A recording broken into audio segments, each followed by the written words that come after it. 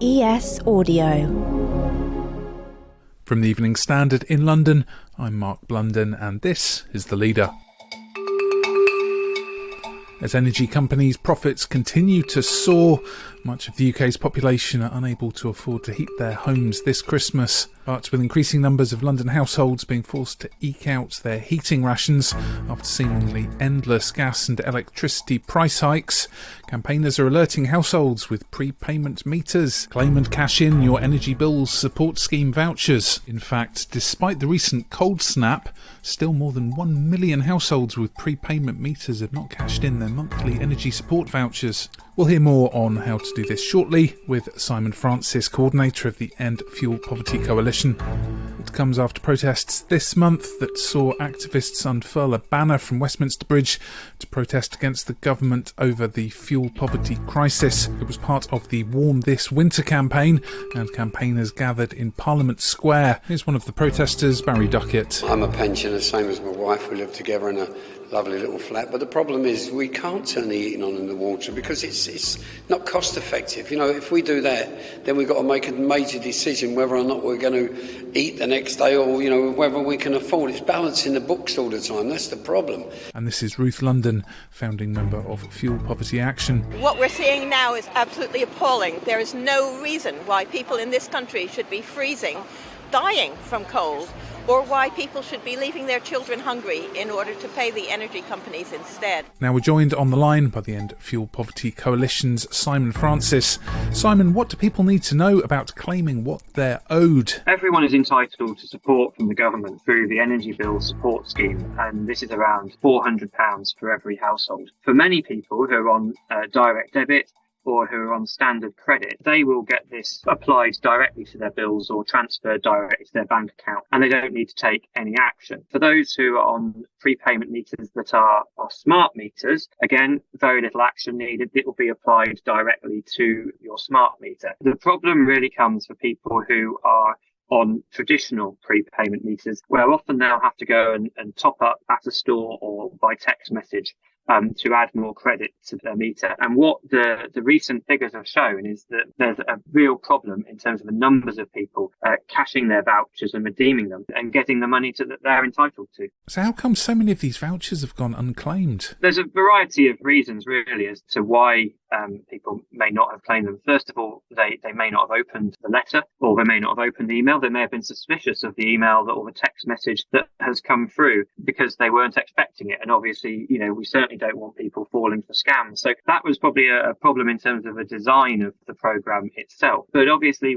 you know, we would encourage people to, if they haven't had their voucher or they think they're missing out, to speak to their energy firm. We know people are often worried about speaking to their energy firms and they may well be in debt to their energy firms. But this is money that they are entitled to, and the energy firms do want them to claim it as much as the government wants them to claim it as well. And could you tell us more about the deadline? The challenge is that the vouchers have a shelf life of 3 months, and the first vouchers were sent out around the 1st of October. So the deadline for cashing those vouchers is coming up on the 1st of January. So that's why there's such a kind of a drive at the moment, I suppose, to kind of get people to take this issue seriously and to check to see if they've had them, because if they haven't had them, then they should definitely get in touch with their energy firm. If they've not had any, they should be able to get their voucher sent out to them in time. Obviously, if they've not had that and they've missed them, then obviously what we are saying to the government is, given how many people are struggling at the moment and given how many people have not claimed their vouchers, we would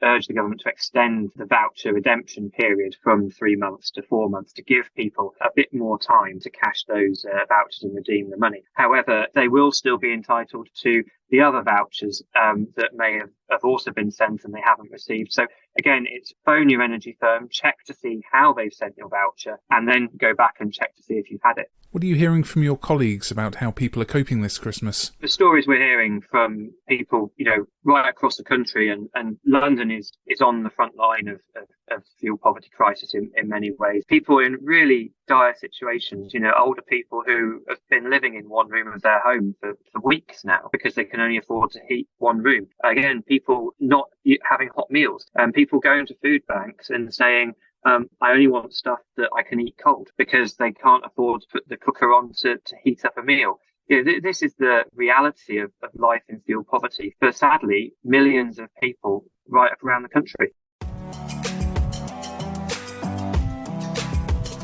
Let's go to the ads. Coming up, how communities can help their neighbours and the current situation in the capital. Why not hit rate and follow in the meantime?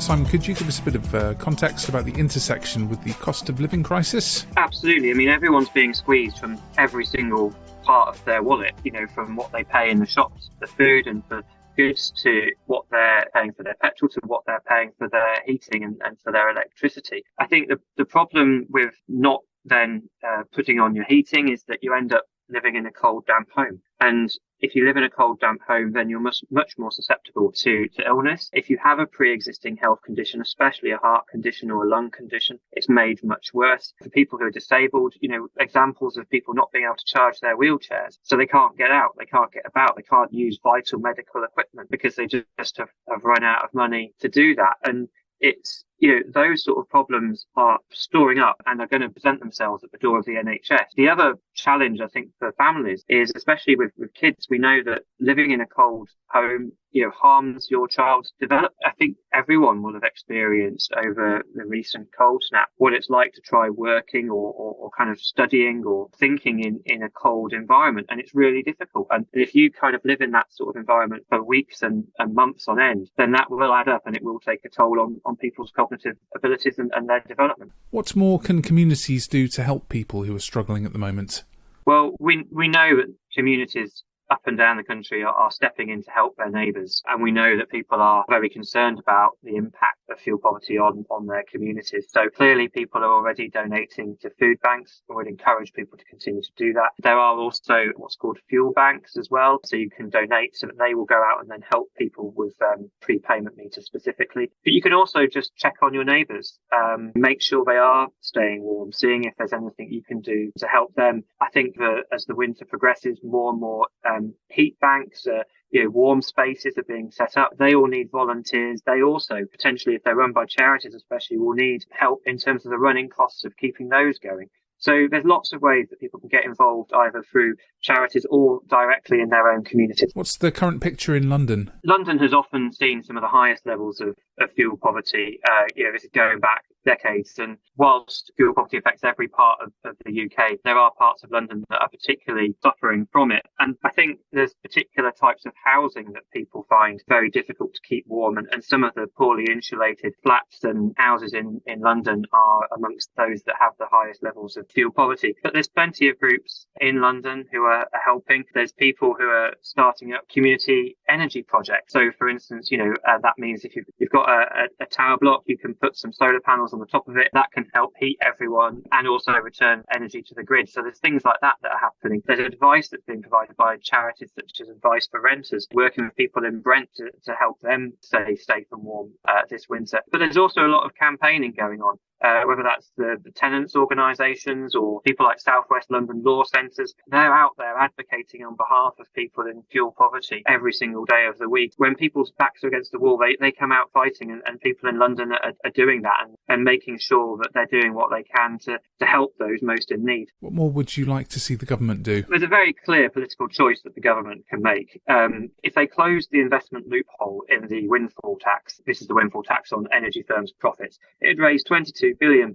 We need £14 billion to keep everyone warm this winter. That is a simple choice. They'd have money left over to then invest in energy efficiency and other longer term measures as well. So it's a thing the government could do, but chooses not to do. The other thing that the government can do is actually take steps to help those who most need it. So, for instance, it could ban the forced transfer of people onto these more expensive prepayment meters.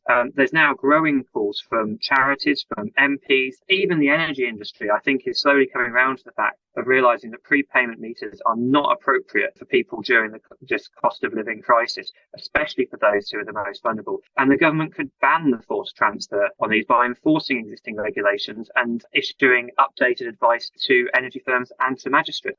It's failing to do so. It's been given 3 opportunities in the House of Commons in recent days to ban this, and they have not taken those opportunities.